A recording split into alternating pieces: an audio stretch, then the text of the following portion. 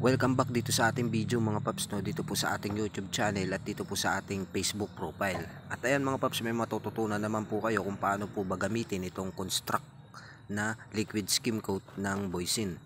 At ayan mga paps, no, bali i-demo ko lang sa maliit lamang po na balde o galunan ng pintura. So una ko pong inilagay mga paps yung construct po, no? Tapos nilagyan ko po yan ng katamtaman po na semento na angkop lamang po sa dami ng ating inilagay ho na construct. Habang nilalagyan ko po yan ng semento mga paps, no, dala na wala po tayong drill mixer, ito po ay ating minano-mano.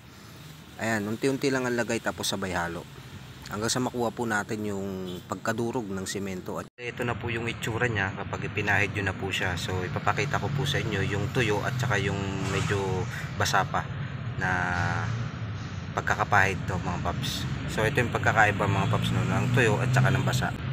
Ito siya mga paps, no, kapag basa pa. Ayan, para siyang may pagka green or gray. Tapos ito naman po siya kapag tuyo na. Ayan, so may kita nyo, no, matibay itong preparasyon na to mga paps. Construct tapos hahaluan mo po ng semento.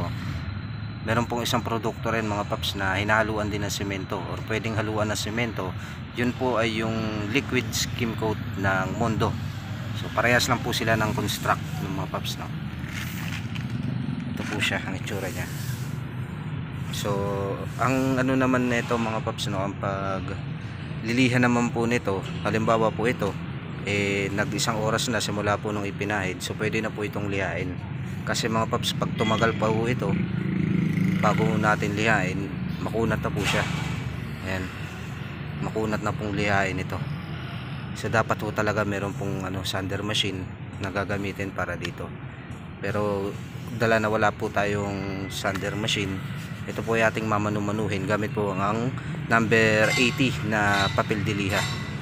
Mamanumanuhin natin itong pagliha mga paps. So hindi ko na ipinakita sa inyo yung pamamaraan ng pagpapahid dito kasi napakadali na lamang nun mga paps, no, ay kung ano po ang style nyo sa pagpapahid ay pwede po, no, pero mas maganda po sana kung nasa ano po talaga. Ito na ang itsura niya mga paps, no. Pagkatapos po natin lihain yan, ito po ay ating papasadasan po ng acrylics primer. At nung matuyo na to lahat mga paps, no, ito po ay ating sinimulan na lihain gamit po yung ating papel de liha na number 80. So ayan mga paps, mano-mano lamang po tayo sa pagliliha, gawa po na wala po tayong sander machine. At after nito natin malihaan to lahat mga paps, no, ito po ay isusunod na natin na paprimeran ng acrylics primer.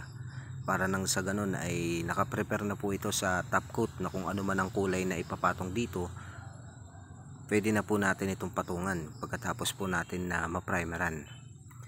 Ayan, bali na igayak ko na po yung ating acrylics primer na ginamit po rito or solvent base na pintura, no, gaya po ng acrylics primer at liquid tile na primer. So mga matitibay po ito na primer mga paps, lalo na po sa labas o kahit sa loob. Ito po yung ginagamit namin. Bihira po kami o hindi po kami gumagamit ng flat latex na pang-primer, lalo na po sa walling and ceiling. At pagkatapos natin ma-primeran ito mga paps, pwede na po natin ito applyan ho ng ating mga kulay na gaya po ng mga latex na pintura, gaya po ng semi-gloss o kaya naman gloss na latex.